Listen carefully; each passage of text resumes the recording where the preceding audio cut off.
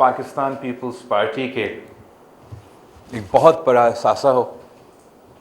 Pakistan Peoples party کا جو lawyers wing ہیں یا جو لائرز اس جماعت سے تعلق رکھتے ہیں، تو آپ نے اس ملک کو آئین دیا. آپ نے ہر ڈکٹیٹر کے سامنے، ہر فرعون کے سامنے،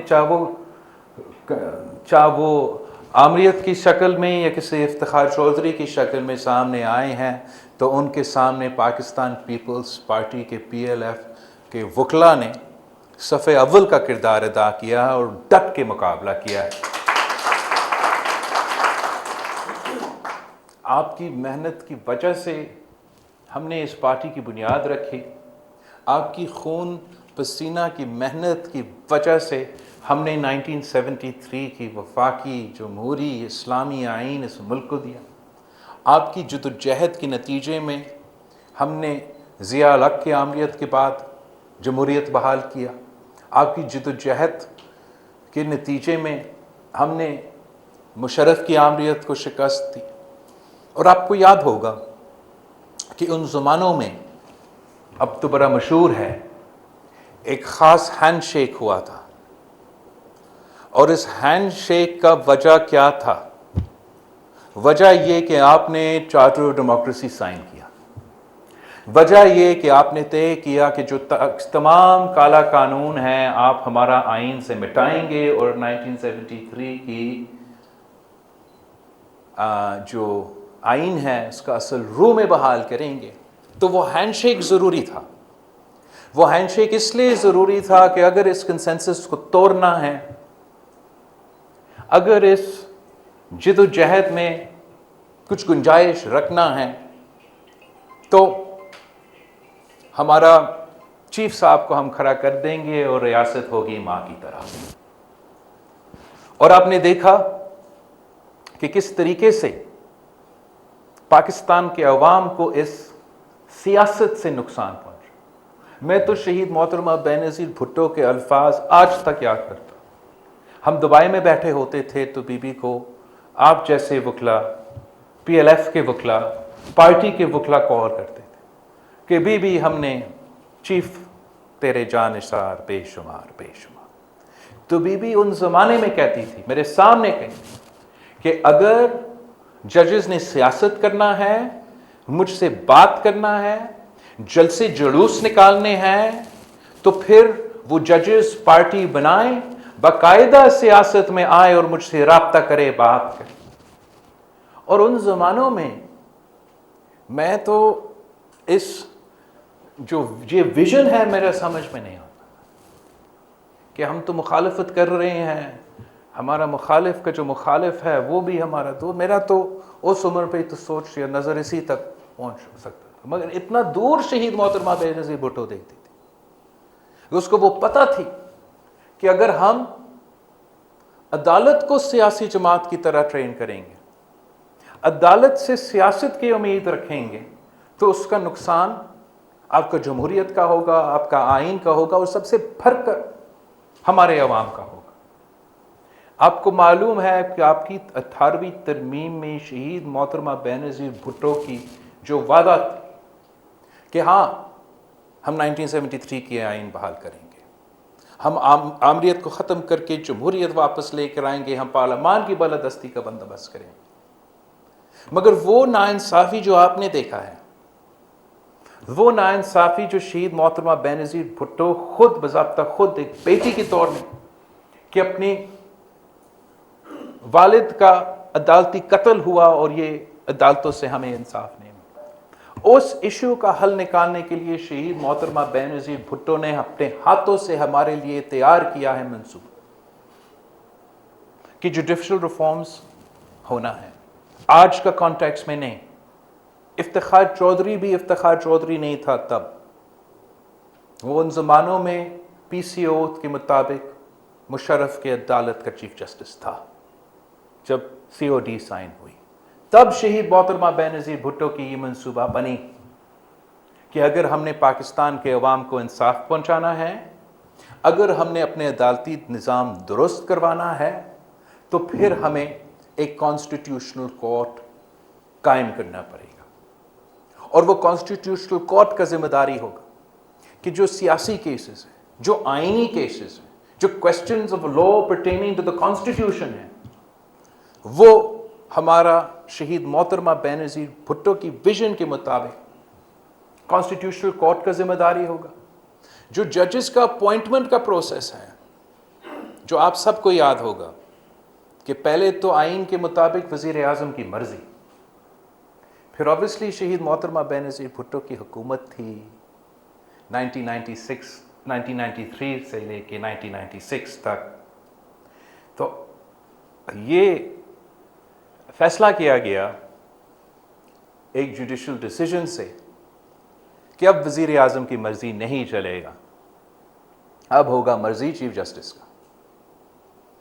ساتھ ساتھ جب آپ نے اس کو درست کرنے کی کوشش کی 18ویں ترمیم میں، کہ باقی دنیا میں ہم یونائٹڈ اسٹیٹس کو دیکھتے ہیں، وہاں تو پارلیمان بیٹھتا ہے، ان کا کانسٹیٹیوشنل کورٹ کا، ان کا سپریم کورٹ کے ججز کا باقاعدہ انٹرویو ہوتا ہے، اس بات پہ نہیں کہ آپ کون سا سیاسی جماعت سے تعلق رکھتے ہو، آپ کا سیاسی پوزیشن کیا ہے، اس بات پہ کہ آپ کا جورسپروڈنس، آپ کا لا کے مطابق آپ کا فلسفہ کیا ہے۔ ہمارے ہاں کیا ہوتا ہے، پارلیمنٹ نے ہمت کیا ایک دفعہ کہ یہ فیصلہ ہوگا عوام کا، یہ فیصلہ ہوگا پاکستان کا پارلیمان کا کہ کون بنے گا جج، اور وہ ہینڈ شیک والا چیف جسٹس نے کہا کہ مجال ہی نہیں ہے۔ پارلیمان کا پورا 1973 کے آئین کا بحال کرنے والا 18ویں ترمیم کو میں ہرا دوں گا اگر آپ نے جوڈیشری میں مداخلت کرنے کی کوشش کی۔ اور اس نے ایک روایت شروع کیا جو پاکستان کی جوڈیشری میں آج تک چلتا آ رہا ہے کہ اگر آپ کا رشتہ داری ہے، اگر آپ کا پریکٹس ہے، تو آپ بنیں گے جج، آپ کا آ گیا کیس، نہیں تو آپ جانیں اور آپ کا کلائنٹس جانیں۔ آپ نے دیکھا کس نتیجے میں ہمارا عدالتی نظام کا جو اپوائنٹمنٹس کا پروسیس ہے وہ اب انسیسچوس بن چکا ہے، وہ صرف اپنے ہی لوگوں کو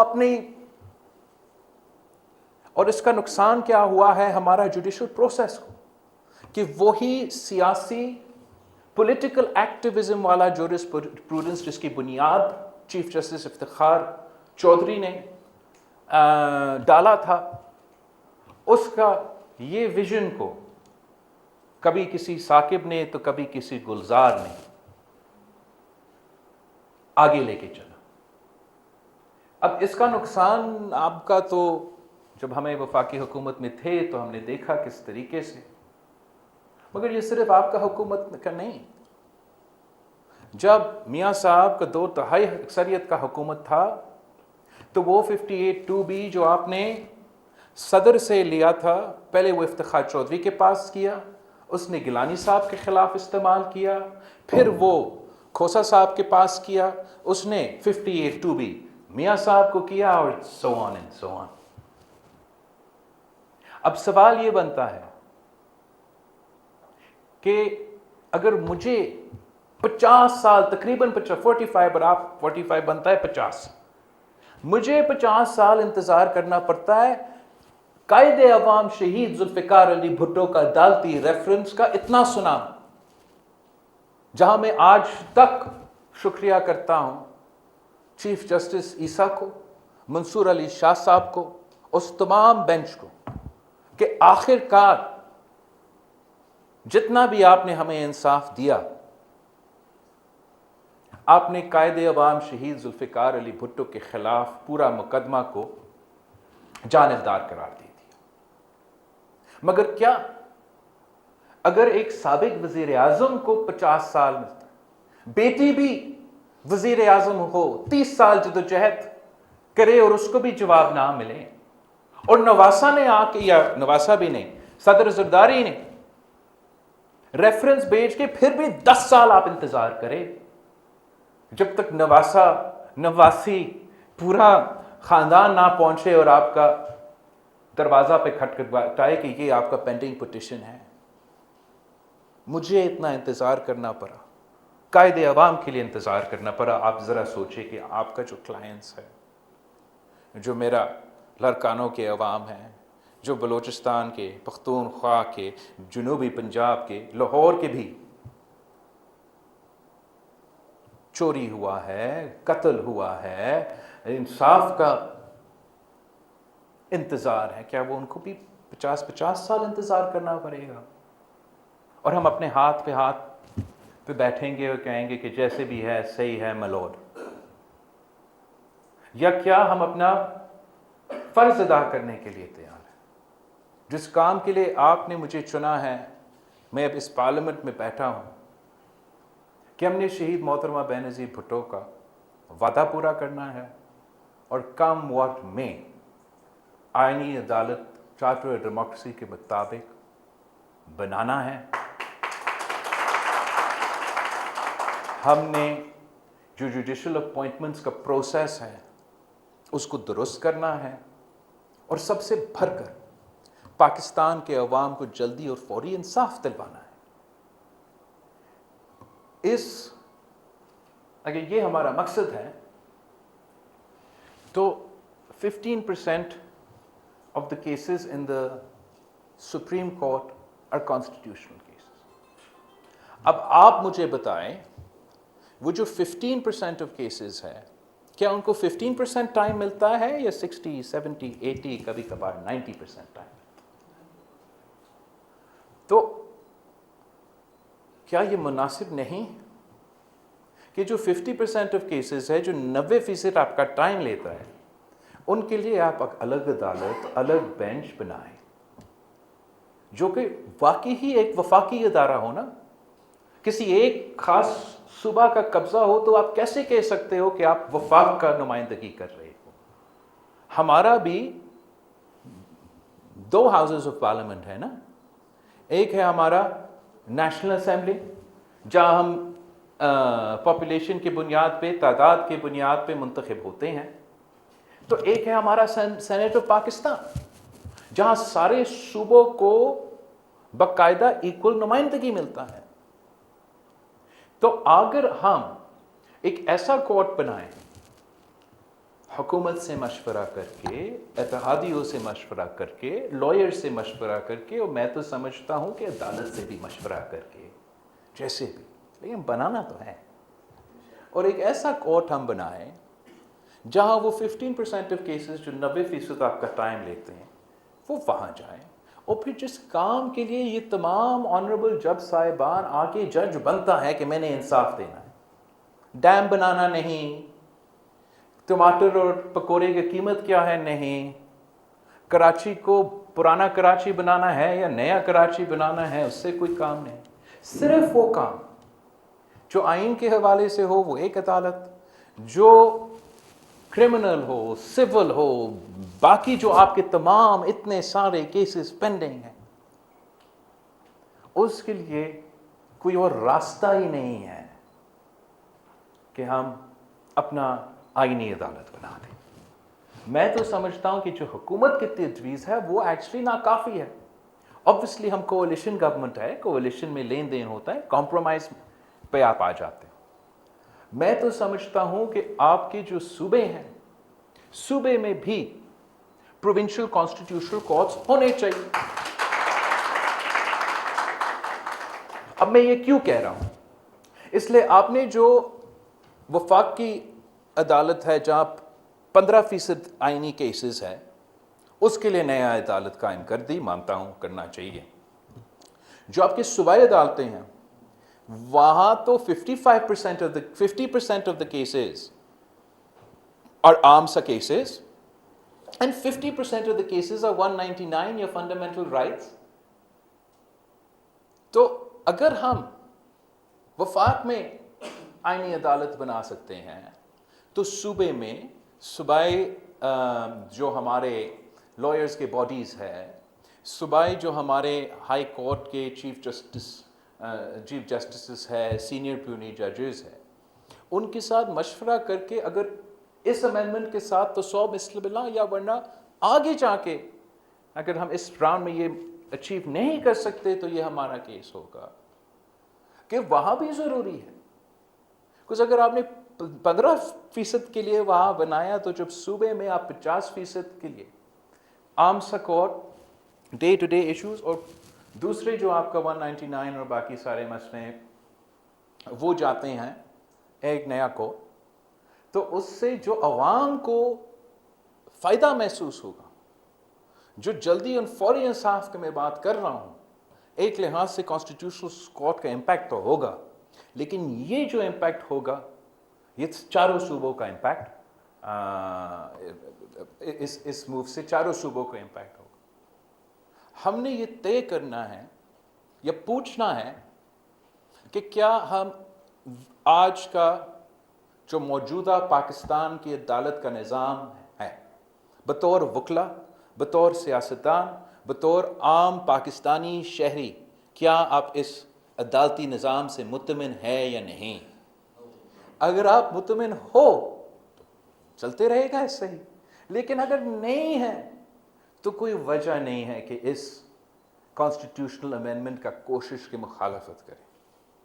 میں تو شہید محترمہ بے نظیر بھٹو کا وعدہ سے پیچھے نہیں ہٹ سکتا ہوں. انشاءاللہ تعالی میں یہ جدوجہد لڑتا رہوں گا جب تک ہم اپنا چارٹر آف ڈیموکریسی کے مطابق جو ترمیم ہم نے وعدہ کیا تھا ہم وہ پورا نہیں کرتے ہیں، تب تک ہم پیچھے تو نہیں ہٹیں گے. اس سلسلہ میں نے آج آپ سب کو یاد تکلیف دیا ہے تاکہ ایک آپ کو یہ کلیئرٹی ہو کہ میرا موقف کیا ہے. کسی لیک کا یا کسی کا باتوں کا یا کسی کا بیان کرنے میں خود آپ کو بتا رہا ہوں یہ وجہ ہے کہ میں یہ کر رہا ہوں. اور آپ نے جیسے آپ شہید قائد عوام ذوالفقار علی بھٹو کے زمانوں میں ہمارے بازو ہوتے تھے، شہید محترمہ بے نظیر بھٹو کے بازو بنے تھے، آج بھی آپ نے میرے بازو بن کے یہ لڑائی لڑی. بکاز آپ کو معلوم ہے کہ ہمارے نظام میں کتنے مشکلات ہیں، آپ جانتے ہو کہ یہ کیسا چلتا ہے. اب آپ کا برادری سے کچھ ایسے صاحبان اٹھیں گے جو پھر سے کہیں گے کہ ریاست ہوگی ماں کی طرح، اور ان کا مجبوری ہے. انہوں نے انہی جج صاحبان کے سامنے ملوٹ ملوٹ ملوٹ کہنا ہے، تو وہ سمجھتے ہیں کہ ٹی وی پہ آ کے ان کا ہیرو بنیں گے، ایک دو جلسے جلوس نکالیں گے، چیف تیرا جان نثار کے نعرہ لگائیں گے، ان کا کیس بھی لگے گا، ان کا چیمبر بھی چلے گا، پھر عوام کے حق پہ ڈاکہ مارا جاتا ہے. یہ ہمیں بتائیں گے کہ ہونا تو چاہیے لیکن اب نہ ہو. اگر ہونا تو چاہیے تو اب کیوں نہ ہو؟ یہ وہی لوگ ہیں جنہوں نے آپ سے 19ویں ترمیم پاس کروائے اور اب سب خود بھگت رہے ہیں. اب ہم چاہتے کیا ہے؟ ہم چاہتے ہیں کہ جو ہمارے لائرز ہیں وہ امپاور ہو جائیں. ہم چاہتے ہیں کہ جو ہمارا لائرز ہے ان کا آواز ہو اس پروسیس میں، کہ جہاں کانسٹیٹیوشنل کورٹس اگر صوبے میں ہو تو وہاں ان کا سنا جائے، اگر کانسٹیٹیوشنل کورٹس وفاق پہ بن رہے ہیں تو وہاں ان کا سنا جائے، اگر کوئی جج سپریم کورٹ میں آ رہا ہے یا کانسٹیٹیوشنل کورٹ میں آ رہا ہے یا لوور جوڈیشری میں آ رہے ہیں تو ان سے پوچھا جائے. ایسے نہ ہو کہ